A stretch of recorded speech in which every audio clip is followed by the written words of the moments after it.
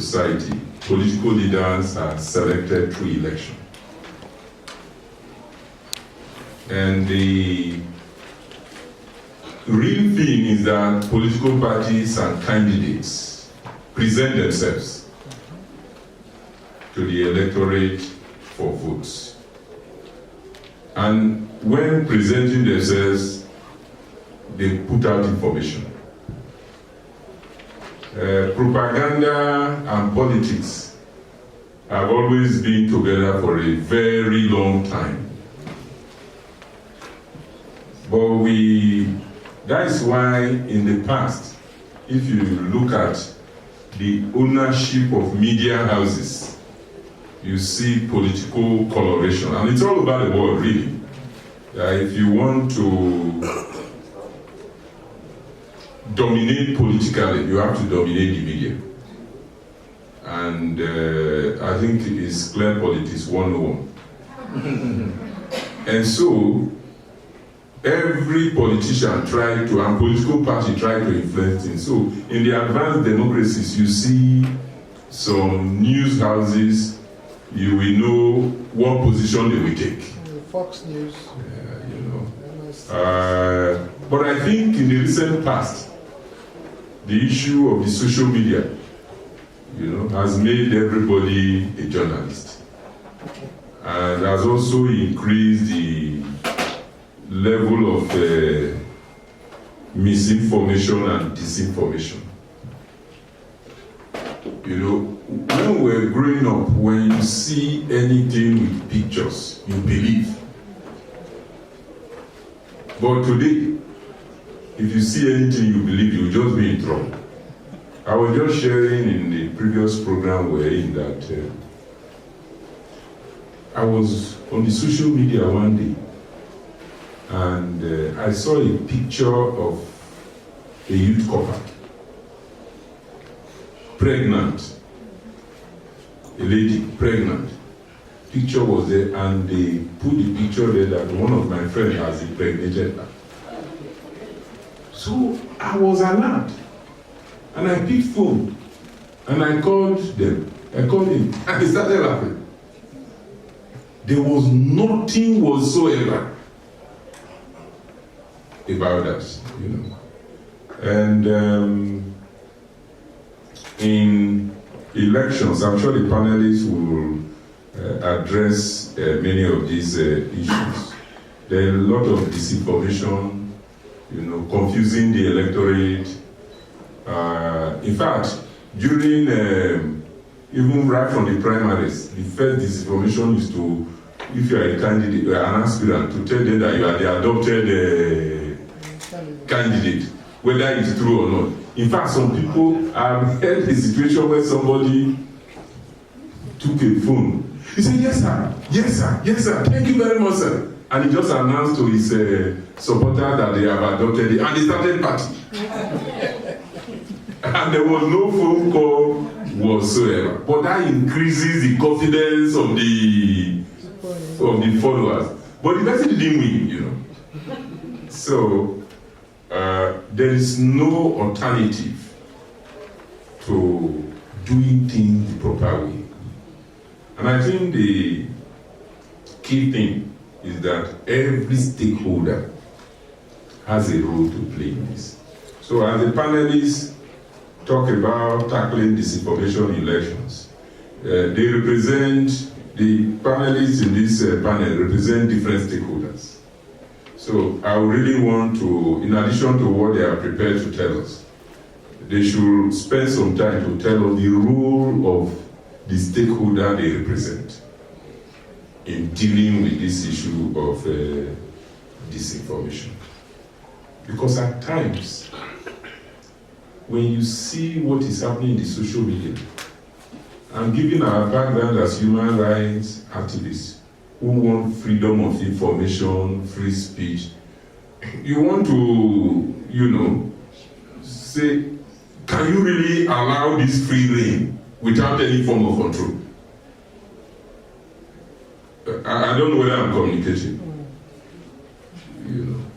Many people will say, no, you don't control. But if you don't control, there must be a way of people who post outright lies and begin to impugn the integrity of other people. I think there should be something, I don't know, I'm just opening my heart, you know. I think these are the issues we need to look at in terms of tackling disinformation in elections and the role of the media. So let me call on the representative of Barrister Festus Okoye. I was just discussing that with somebody that, look, INEC is one of the most improved institutions in Nigeria in the last 20 years. Because if you look at the systems they've put in place, the mechanism they've put in place, we are not there yet. But I remember clearly in 2007, we were on queue in Delta State because some places there was no election on Saturday, so it was postponed to Sunday. We were on queue when they announced the result in Abuja. So, you know, but I don't think such a thing can happen like that again today. So let's put our hands together for the representative of President. Thank you very much. Sorry, you have how many minutes? 7 minutes. Thank you. I need a stopwatch then. Thank you very much indeed, Chair and panelists, my resident commissioner here present, and members. Let me start from the background.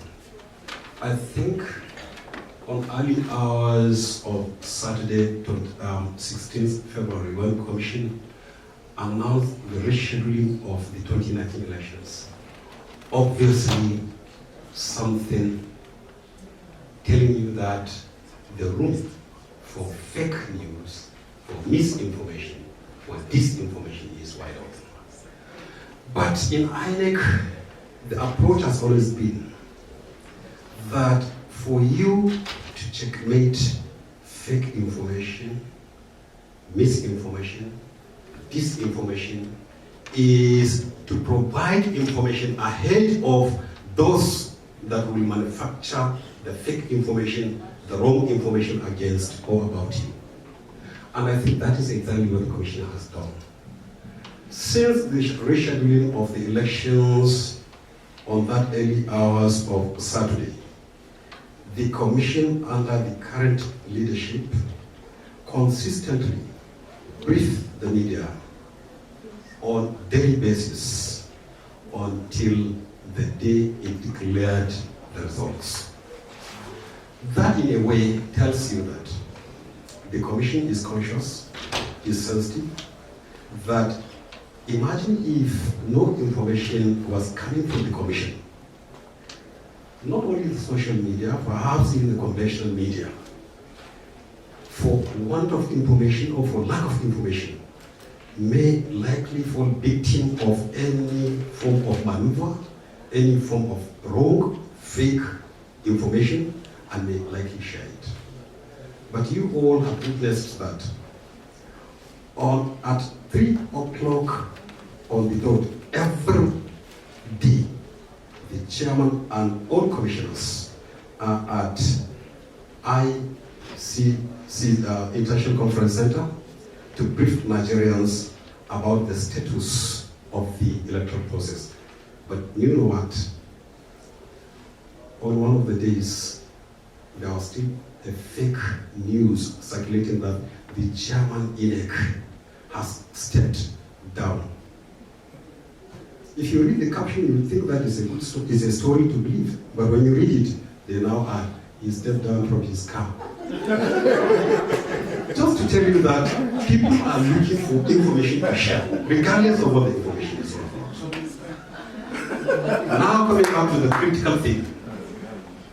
Because of the sensitivity to these fake news, the Commission over the years has developed certain key strategies. In the first place, each time we have an off-season election like the one we are taking in Bayelsa and Kogi, we will have an interactive session with social media influencers just to update them and brief them fully on all processes about the elections. I think before then, they were like actually jumping on speculations. What would INEC do? How is it? But imagine if you have a forum for them, specially dedicated to them, giving them every information about the process and about the schedule of activities.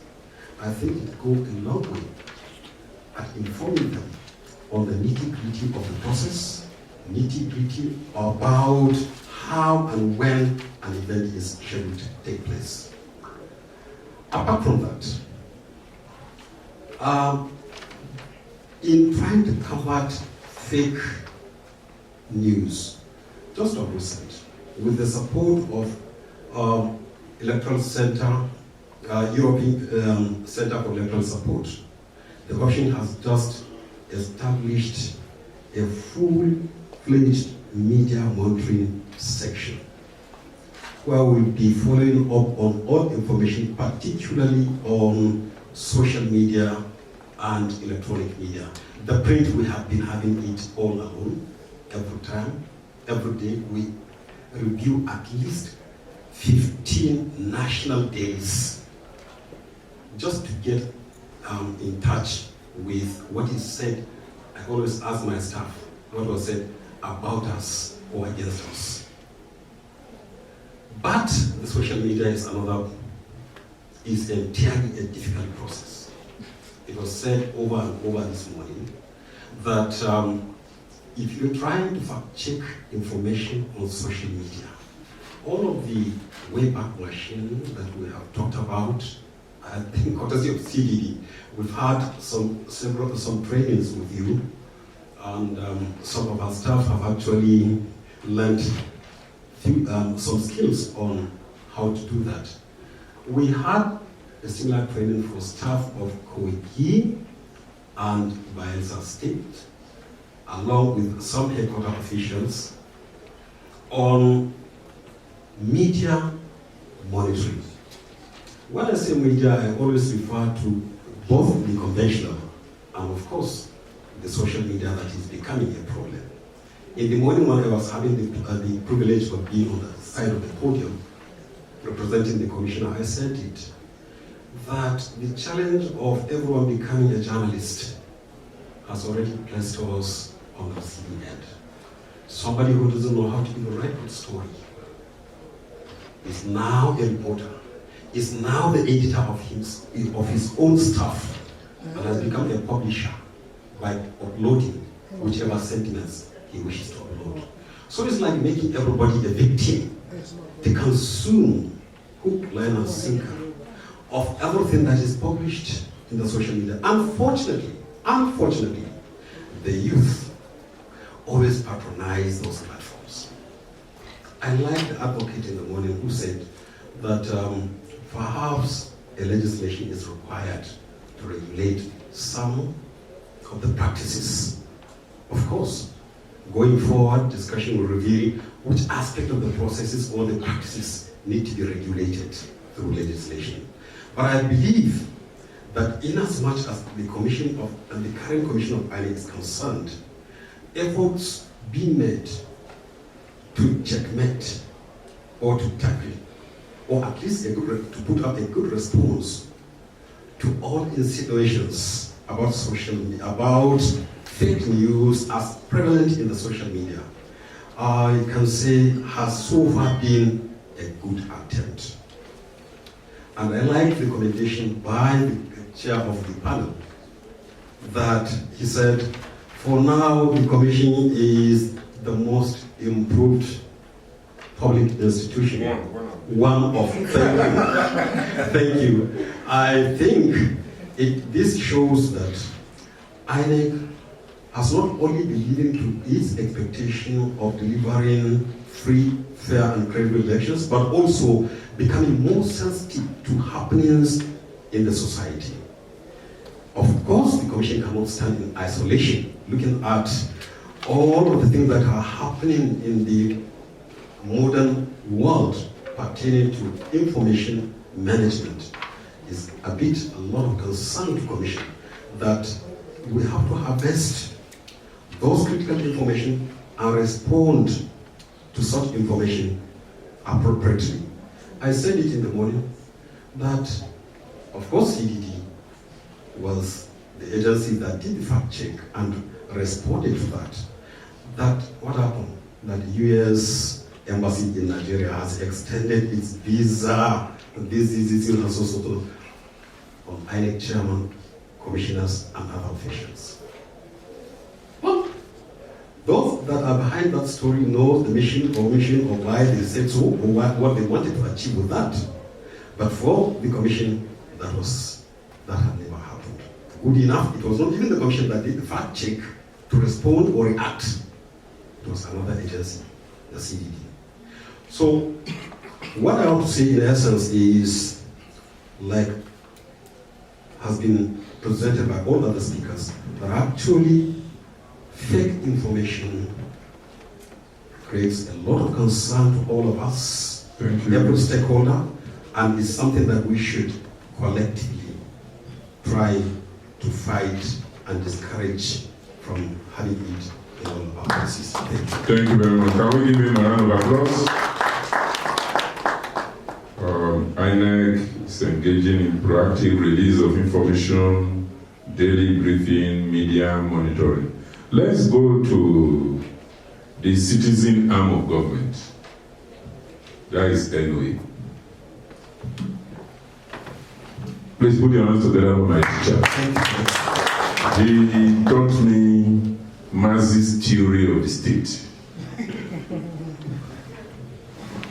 Comrade. Good afternoon, everyone. Let me seize this opportunity to thank CDD for yet another platform for this Citizens Engagement Agency. The very much vilified National Orientation Agency for what it has not been doing and what it has been doing, but perhaps doing wrongly or rightly. But just as INEC is one of the most improved agencies, I think NOA is one of the most vilified organizations in the country, and of course for some just reasons. The reasons for the vilifications are not far-fetched. I want to express appreciation for sharing this platform and to say that the issue of fake news, disinformation, hate speeches are issues that have for a very long time lived with us. Perhaps what we are only witnessing is ascendancy and how it is increasingly becoming destructive. Otherwise, issues of misinformation or getting information from the perspective of who is giving it in order to enjoy certain favors or certain advantage or to leverage on a particular situation so that he gains sympathy is something which has been with us for a very long time. And this is really made more so the case as a result of our diversity. You know, a country this plural, this diverse, you know, a country this plural, this diverse, you know, with several nuances, a lot of interests, necessarily creates an environment for the kind of issues we are talking about. However, in the last 20 years, part of our nation building challenges,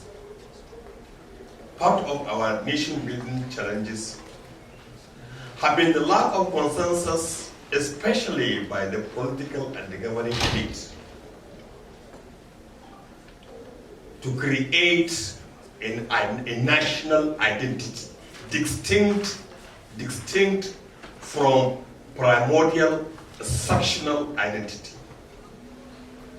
And this has aggravated our challenges and have impacted very seriously on our fault lines.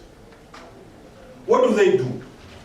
For example, the average politician you meet on the street, if he wants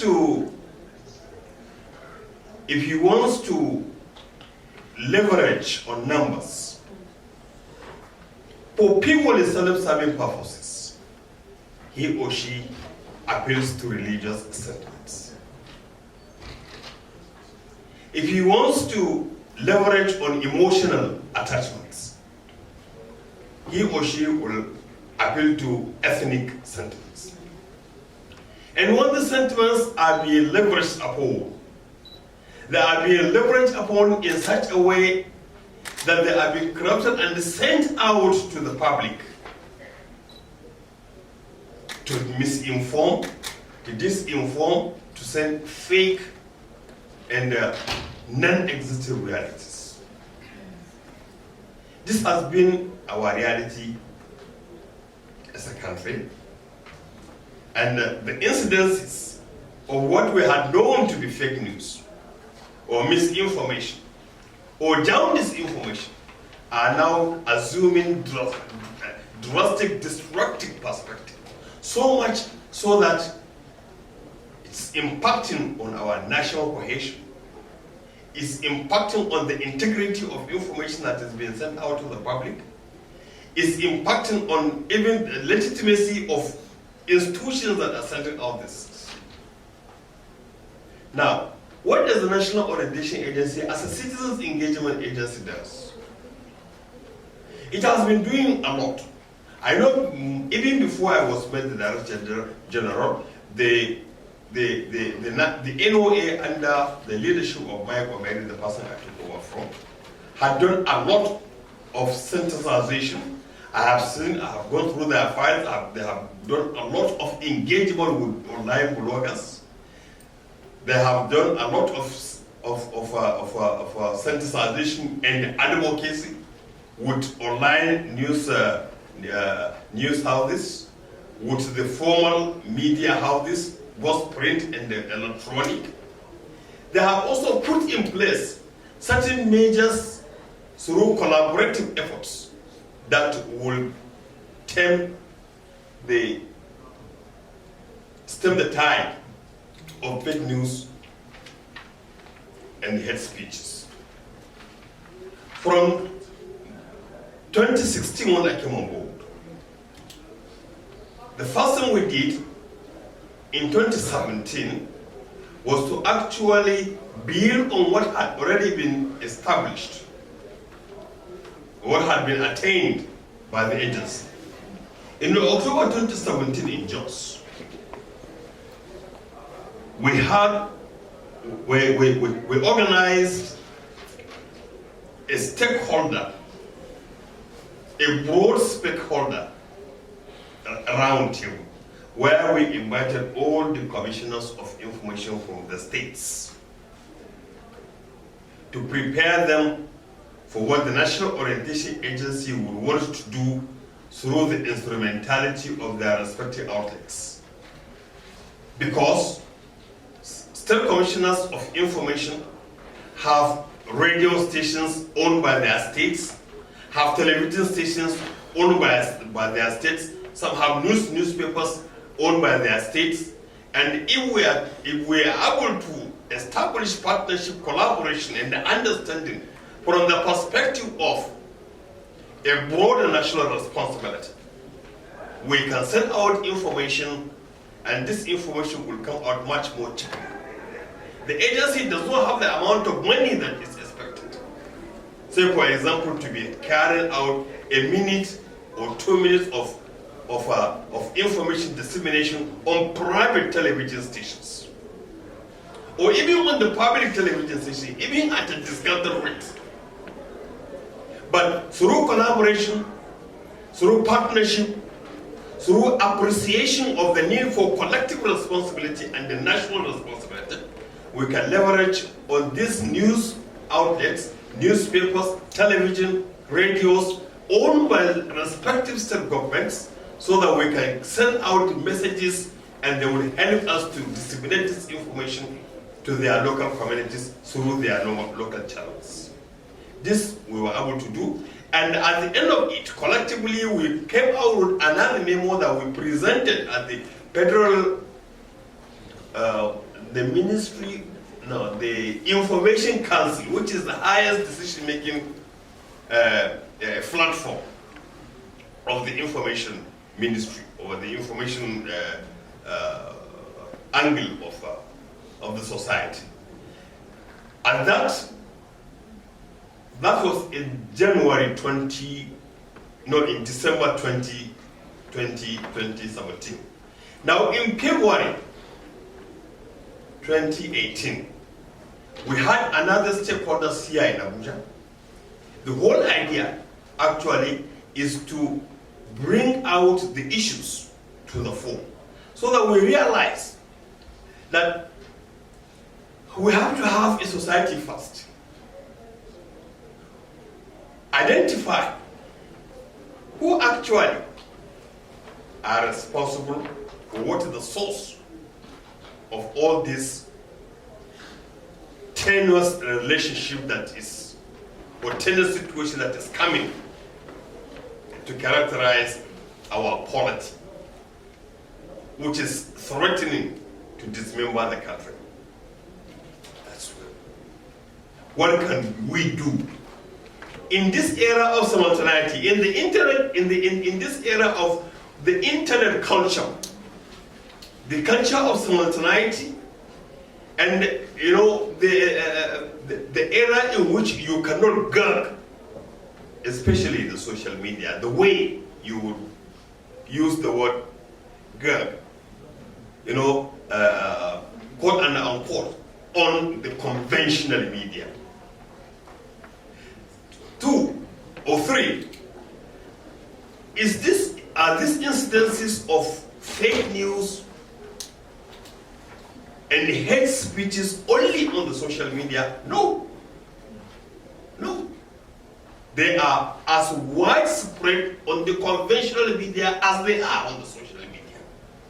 If you hear some of the things that have been said on our television screens, some of the things that we hear people come to talk about on our radio stations, some of the things that you read on the pages of our newspapers, you know that the issue of hate speech and the fake news goes beyond what we read on social media. But even the conventional media actually is hate. So what we have actually is a very big national crisis in our hands. A national crisis that has also, again, a global dimension. It's a result of what I have spoken about, the internet culture, the culture of yes, so can you conclude with what we can do? So, in that same year, in 2018, we convened another stakeholder conference in Kaduna, where we brought bloggers, we brought editors, we brought all our partners to dialogue, to discuss, to interrogate these issues of social media, of hate speech and fake news, especially towards the elections. And of course, we had several of this engagement at different levels. The National Orientation Agency is structured in such a way that it's easy for it to do this because of its very wide and robust presence everywhere in the country. Most importantly, because of its ability to, as it were, to speak all Nigerian languages. So we disseminate information from the very top to the lowest bottom. I'd like to start, first of all, from the responsibility of the media. The media has a good number of roles that it plays. It acts as a disseminator of information, acts as a mobilizer. It's also supposed to inform, it's supposed to educate, and basically, in a way, set the tone for public discourse in society. Now, the invention of social media, tech, the internet has kind of liberalized the role of everybody when it comes to the media space has been expanded. And these are challenges and circumstances that I don't think anyone foresaw, and I don't think anyone was ready for. Even the people who created this tech, they couldn't have seen the way we as humans will react and behave with this tech. So the implications of social media, the new dynamic to the media is growing and it's expanding, and I'm sure we are not done seeing the consequences. Yes, there are of course enormous, plenty good consequences, also there are the challenges. For media practice, our responsibility, first of all, is the truth. And that can't be overemphasized. Every journalistic practice that is grounded in its ethics must stand for accuracy, must stand for precision, must stand for verification. Those are foundational qualities of good journalism. And the chaos that we kind of see in society today is a function of a dearth in one sense or the other of these qualities.